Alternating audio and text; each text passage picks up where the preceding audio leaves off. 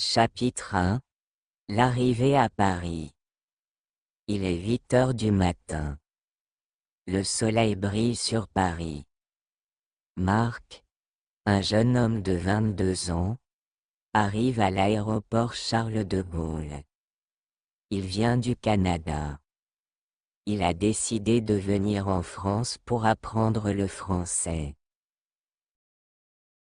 Il prend ses valises et cherche un taxi. Bonjour. Je voudrais aller à mon hôtel, dit-il au chauffeur. Bien sûr. Montez, répond le chauffeur. Dans le taxi, Marc regarde les rues, les voitures, les gens. Tout est nouveau, tout est intéressant. Chapitre 2. À l'hôtel. Marc arrive à l'hôtel.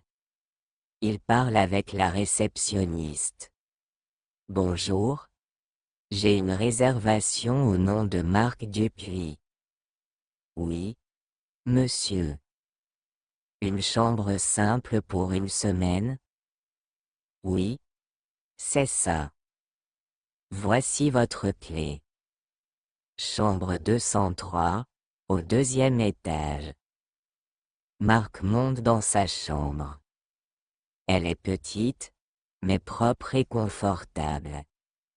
Il s'assoit sur le lit et sort son carnet de vocabulaire. Chapitre 3. Le premier cours.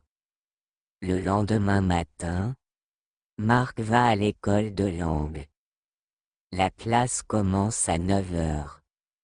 Dans la salle, il y a 10 étudiants de pays différents: Japon, Brésil, Allemagne, Égypte. La professeure s'appelle Madame Lefebvre. Elle est gentille et souriante. Bonjour à tous. Je m'appelle Madame Lefebvre. Je suis votre professeur de français. Elle demande à chacun de se présenter. Bonjour. Je m'appelle Marc. Je viens du Canada. Je parle anglais et un peu français. Les autres étudiants sourient. Chacun fait une petite phrase. Ensuite, la professeure montre des objets. Ceci est un livre. Ceci est une chaise. Voici une table. Chapitre 4. Faire les courses. Après les cours, Marc décide d'acheter de la nourriture. Il entre dans une boulangerie. Bonjour monsieur, dit la boulangère. Bonjour. Je voudrais une baguette et 2 croissants, s'il vous plaît. Voilà. 3,50 €. Merci. Puis, il va au supermarché pour acheter de l'eau, des fruits et du fromage. À la caisse, la caissière demande: Vous avez la carte du magasin? Non. Ce n'est pas grave. Marc sourit. Il est content. Il a utilisé du vrai français. Chapitre 5. Un nouvel ami. À l'école, Marc parle souvent avec un étudiant brésilien, Paulo. Tu veux boire un café après les cours? Demande Paulo. Avec plaisir.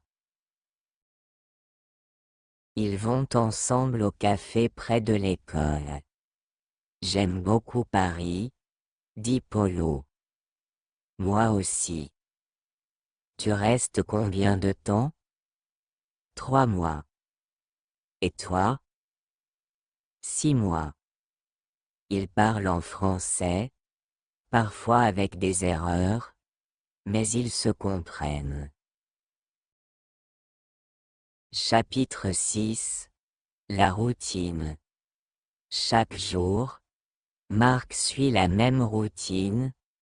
Il se lève à 7 heures. Il prend une douche. Il mange un petit déjeuner. Pain, beurre, café. Il va à l'école en métro. Il apprend du vocabulaire. Fait des exercices. Chapitre 7. Une sortie au musée. Un jour, la professeure organise une sortie au musée du Louvre. Voici la Joconde, dit-elle. C'est beau, dit Marc. Il regarde les tableaux, les statues, les objets anciens. Il écoute les explications. Ce tableau date du XVIe siècle. Ce sarcophage vient d'Égypte. Marc prend des photos, pose des questions, découvre de nouveaux mots. Chapitre 8. Une fête internationale. L'école organise une fête internationale. Chaque étudiant apporte un plat de son pays. Marc prépare une poutine, plat canadien. Polo fait une feijoada, plat brésilien. Sakura, du Japon, apporte des sushis. Fatima, du Maroc, prépare un couscous. Ils mangent, rient, chantent. La musique est forte, l'ambiance est joyeuse. C'est super de connaître des gens du monde entier, dit Marc. Et en plus, on parle français. Chapitre 9. Une visite chez un ami. Marc est invité chez Polo. Bienvenue chez moi. Merci. Ta maison est jolie. Ils mangent ensemble, parlent de leur famille, regardent un film en français sans sous-titres. Tu comprends? Pas tout, mais je devine. C'est bon pour progresser. Chapitre 10. Le départ. Le temps passe vite. 6 mois sont presque terminés. Marc doit rentrer au Canada. Je suis triste de partir, dit-il. Mais tu as beaucoup appris, dit Madame Lefebvre.